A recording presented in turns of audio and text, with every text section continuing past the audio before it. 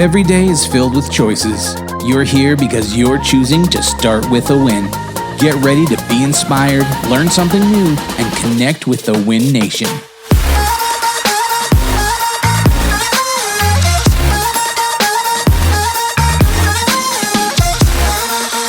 Coming to you from Denver, Colorado, Adam Contos, CEO here with Start With a Win.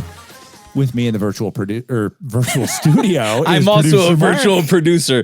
Hello, Adam. Welcome to Start With a Win. Hey, it makes it real, Mark.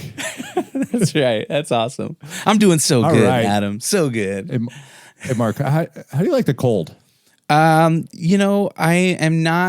I'm indifferent to it. I don't hate the cold. I know some people that are just like, the cold, I hate it. I want to go but there is something about a crisp, cool, maybe like morning when your nose is freezing and your snot's, turning into ice, that sometimes that feels kind of good, I think our next guest has had that happen before. I'm talking about not just like a little bit of cold. I'm talking about spending 2 decades leading polar expeditions here. So, I want to welcome to the show one of 3 people in history to ski solo to both the North and South Poles and has the world record for the longest ever polar journey on foot. Ben Saunders, how you doing, Ben? I'm very well, thank you, Adam. No frozen snot today. I'm pretty comfortable sat here. I think with the heating on, actually, if I don't lose too many macho points for admitting that. Excellent. Well, Ben, you are. I love where your head is at here. You're fascinated with the polar regions and the human endeavor in this part of the world. You're driven by the desire to educate people, inspire people, live adventurously, things like that. This is really cool. When you think about the whole process itself of going to one of the poles, there's a lot that goes into this to begin with. And how did you end up convincing yourself this was a cool thing to do? You wanted to go, hey, I'm going to go risk life and limb and get to the North Pole and the South Pole. Take us behind what caused this thought on this unusual path in life, because this is fascinating to me. Gosh, it is. It's hard to pinpoint looking back.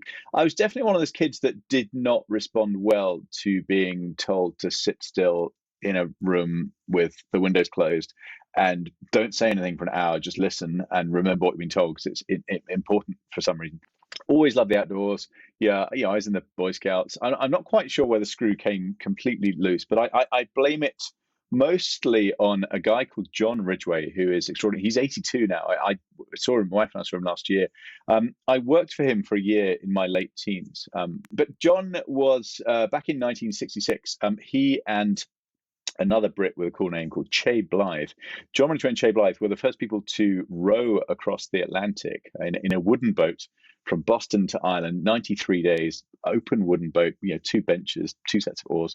To the teenage me, he was this larger than life superhero. And I applied for a job to work for him. So back then he had, he called it an adventure school. And it was a kind of outward bound centre on steroids, really. It's an extraordinary place right up in the Scottish Highlands, quite remote, as remote as it gets in the UK, but pretty remote. So I spent a year there. Leading teams outdoors, climbing, hiking, kayaking, sailing. So that's where it started. And then the first expedition was 2001, 23 years old. And where did you go on the first expedition? Yeah, well, we didn't get there. So the 2 of us, a guy called Penn Haddo, Penn with a P, that was his nickname, Penn and Ben, and the Polar Men, one radio station called us in the UK. We were trying to get to the North Pole, geographic North Pole from Russia. So straight line distance, about 600 miles. We thought it would take about 8 weeks. And the interesting thing about the North Pole is that it's in the middle of the sea, the middle of the Arctic Ocean. And it's a big bit of sea. It's 5.4 million square miles, so about the same. I think it's about 1.5 times the size of the United States. So it's in the sea, and I've met well-educated adults with degrees who think the North Pole is in a forest clearing in Lapland somewhere with like a Santa Claus log cabin, and are surprised when I say no, it's in the middle of 5.4 million square miles of ocean. So if you are daft enough to try and walk to the North Pole, as we tried to that year, You're traveling over the sea. You're walking over the semi-frozen, floating, crust of pack ice on the sea. So there are no maps. We were out there for 59 days, so 8 weeks. No maps because the terrain is always changing. It's floating, drifting around, breaking up, refreezing. It's the natural habitat of the polar bear. That's where they hunt, on the pack ice. So we're armed, for self-defense. So it was not somewhere that has a great deal to recommend it, for a nice camping trip. But it was. And we didn't make it. We got 2/3 of the way there. So my first big expedition was a failure in many senses. And I never imagined then this would become a career. I just thought this was a one-off opportunity to do this trip of a lifetime. And I was convinced we would pull it off. I was 23. I was going to be the youngest in history. I'd come back to this world record and presumably, book deals and Hollywood agents waiting for me in the airport. And none of that happened. Well, all right. So the second expedition, did you find that to be a success, or what was? Yeah, well, there was a little mini one in 2003, so just 2 weeks long, but that was on the Arctic Ocean. So I basically flew right out. There's a Russian-operated airstrip for about 3 weeks of the year on the sea ice. They try and find a big enough bit of ice that you can land aircraft on. It's all pretty sketchy, and I basically just about raised enough money to fly out to that point. So I figured out that if I skied from this airstrip to the pole and then skied back again, that would be cheaper because I didn't need the helicopter. So it was kind of 2 weeks, 120 miles, give or take. Looking back, a relatively easy trip, but it was my first solo expedition, and I was 24, 25.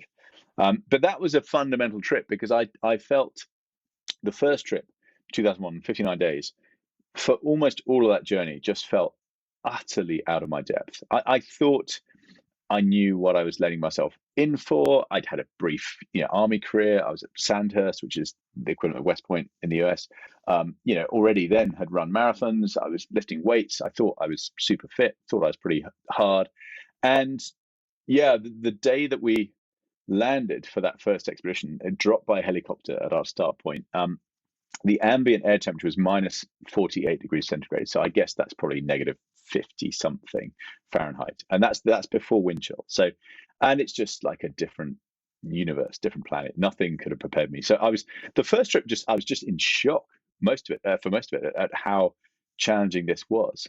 Second trip, 2003, I kind of started to figure it out. And then I went back the next year, 2004, and did a really big trip. So solo from the Russian coastline basically to the North Pole. So that was 72 days on my own. Wow. So you learned a lot of lessons in these, and you kept expanding your capabilities, expanding your, I don't want to say your courage, but what you felt were your abilities to succeed here and overcoming challenges easier. I mean, what were you thinking by this point? Because there's a lot of people that listen to this and they're like, all right, I've got some challenges that I need to overcome in my life. What lessons can you give to them from your first several expeditions? It's interesting that you shied away from expanding courage, but I think looking back, that's exactly what happened. I think the biggest ingredient in the success that I've had in 2 decades, and I've raised the bar in this field. Eventually, I've gone from complete amateur, totally clueless first expedition, to doing something unprecedented. I still have the world record on the wall in my downstairs bathroom, so still hold that. So I think the biggest ingredient in that success has been self-belief, and I don't mean arrogance or self-importance or conceit or ego, but I do mean that the belief in my own capacity to do things, my own capacity to my own sense of agency. And my theory, possibly half-baked theory, is that self-belief is this kind of essential human quality that we all have it. We're all born with it to some degree or another, genetically, or where that comes from in the chemistry in our heads. But I think it's a bit like fitness, a bit like strength or endurance. It's a sort of plastic, malleable quality that responds to stimulus, so you can make it stronger. And I think the big lesson for me has been the importance of continually acting without confidence, like acting without certainty. And I think a lot of people perhaps make the mistake of thinking, well, I'm not going to start until I'm confident. until I know. But confidence only ever follows courage. You can't learn to swim by reading a book about swimming. Like, at some point you have to try it. And the same holds true for almost any worthwhile endeavor in life, I think. So that's been the big lesson for me. And I should say, I'm not talking about being reckless, because for the last 20 years, I'm convinced I've spent more time in Excel spreadsheets than I have on skis. Like, there's a huge amount of groundwork and preparation and planning and training that goes into these big expeditions. But I am talking about the ability to take risks and calculate risks, and to trust in your own capacity to deal with whatever happens. What's the lovely Nelson Mandela line? I'm either winning or learning. You talk about the imposter syndrome and that self-doubt and, am I the wrong person to be here doing the wrong thing type mentality. And so many of our listeners, the reality is imposter syndrome is human nature. We're all subject to it, but at some point the switch goes on and you think, we got this. We can do it. Was there a moment like that in this, or was it, oh my gosh, I hope we get there until the last day? Yeah, it's a really difficult question to answer, because I think throughout that expedition, I always had this belief that we were going to figure it out somehow. But in other ways, there was uncertainty almost up until the finish line, because you're trying to.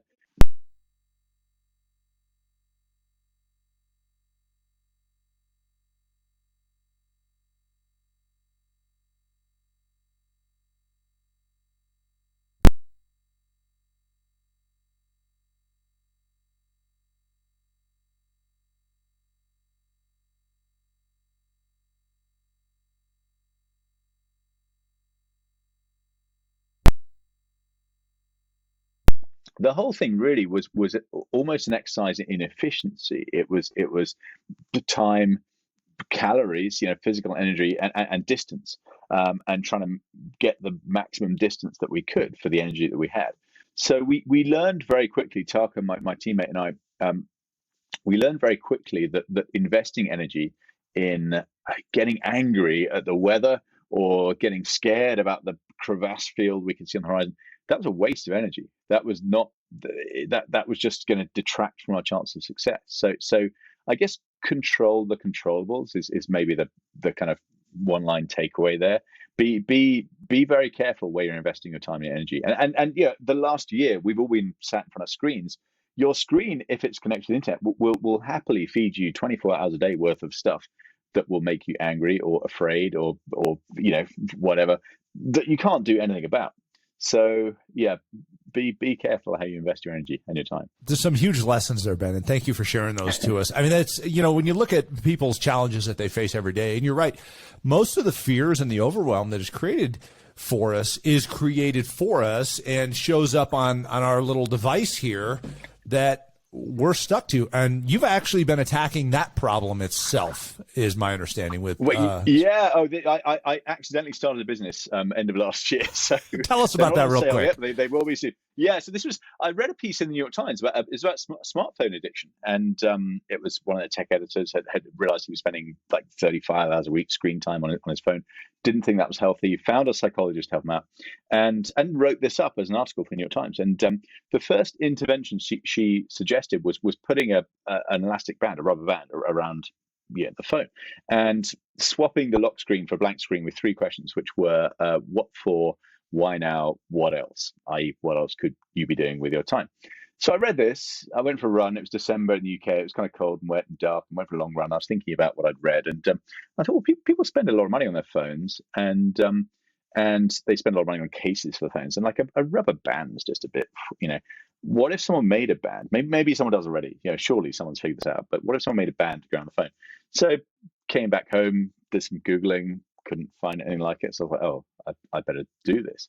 So this is a scroll band. This is actually one of the latest prototypes. So it is literally just a silicon band that goes around your phone, really as a speed bump, just to stop you reaching for your phone unconsciously and flicking through social media or checking your email again or whatever it is.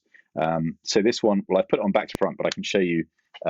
This one says live with intention. It probably doesn't show up on my on my camera, but they've all got little messages on them. Because I thought, well, you could put the message on the badge rather than on the lock screen of the phone. So that's a fun, another sort of adventure, really, starting a business with a great friend of mine called Simon, who's helped me out. So yeah, it's called scrollband.com, coming very soon. Great job on inventing that product there. That's really cool. I encourage everybody to check that out. And Ben, you've shared a lot of ways that you overcome the challenges in life, how you've taken some major polar expeditions and set world records and even, stopped us from diverting our attention too much to our phone. But I have a question for you that we ask everybody on this show. And that is, Ben, how do you start your day with a win? Oh, wow. Yeah, good question. I actually, I start my day, actually, I go downstairs and make a coffee. Like that's my day starts with some caffeine. And I take the dog out into the garden. We're lucky enough. I bought a house in the country a couple of years ago. And one of my favorite things is just go in the garden and just take the dog out and just actually not, I don't take my phone out there. My wife's normally still asleep. I kind of became an early riser last year for the first time in my entire life.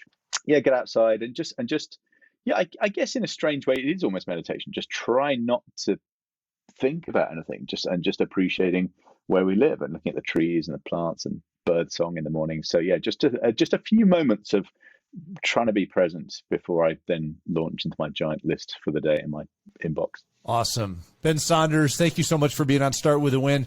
Polar Expedition world record holder and adventurer. It's such an honor to have you on here, and thanks for all you do. Thank you, Adam. Cheers. And thank you so much for listening to Start With a Win. If you'd like to ask Adam a question or tell us your Start With a Win story, give us a call and leave us a message at 888-581-4430. Don't forget to go into iTunes and subscribe, write a review, rate the show. And for more great content, head over to startwithawin.com. You can follow Adam on YouTube, Instagram, Facebook, and Twitter. And remember, start with a win.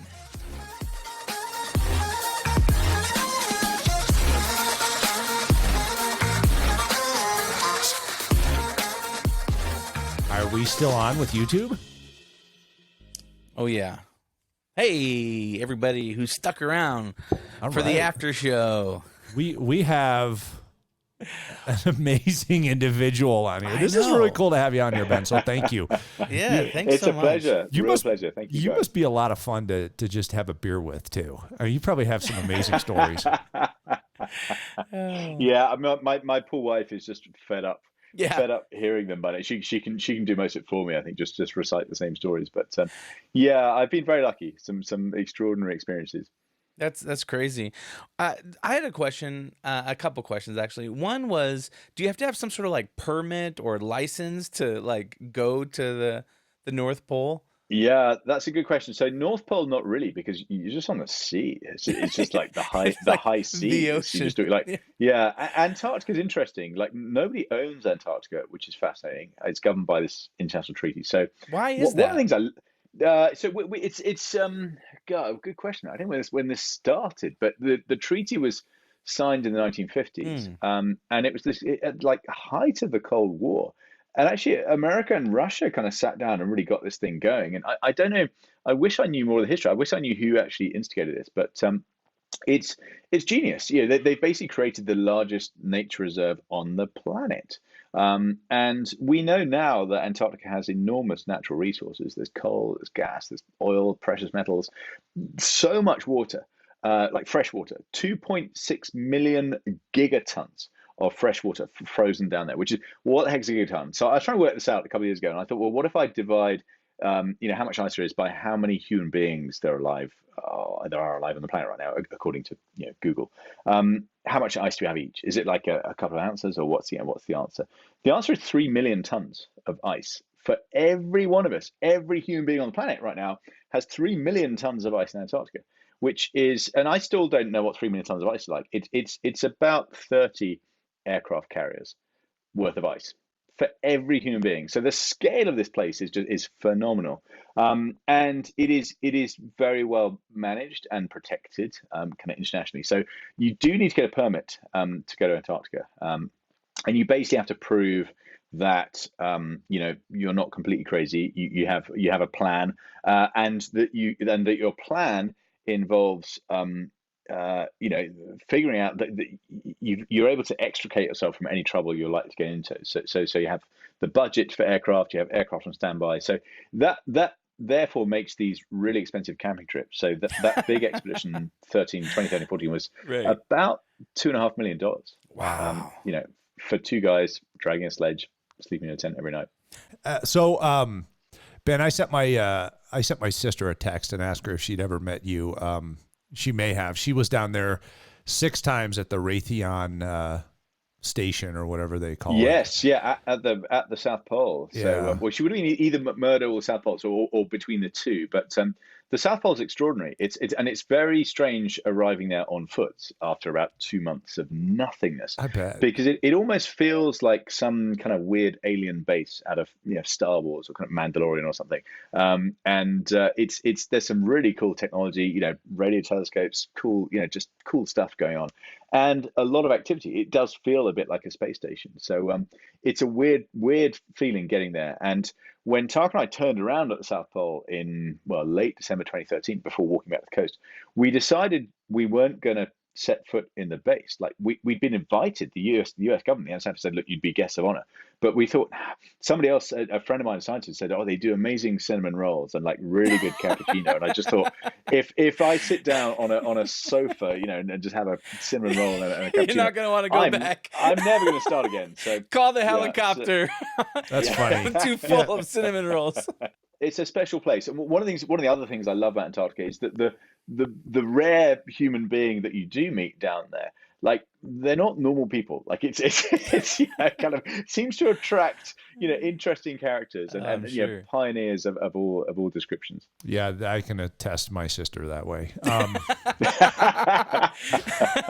She's kind of an adventurer herself, but not in your way. I mean, she flew down there, so. But her job was to bring in and unload the C-130s, the military aircraft that came in. So she's this 6-foot blonde who can drive a giant forklift like nobody else. So that was awesome. Her thing. And then they had to go out and reset the pole or something on their snow machines. So yeah, she said it is literally like some sort of space station. I'm now imagining your sister as Ripley and Aliens in the kind of yeah, that's about right. in the loading bay. Sigourney Weaver just. Yeah, she had a blast, but anyhow. Well, Ben, we'll let you go, but thank you so much for being on with us. We appreciate it. We look forward to this episode. Yeah, awesome. That's thank awesome. You so much. Hey, and thank you guys for tuning in to the after show on YouTube. If you like this additional content, this extra stuff, go ahead and click that subscribe button and the bell icon. It'll notify you every single time a new episode is uploaded. And also give us a thumbs up, because that pushes this episode so that other people can see it as well. So until next time, we'll see you when we see you.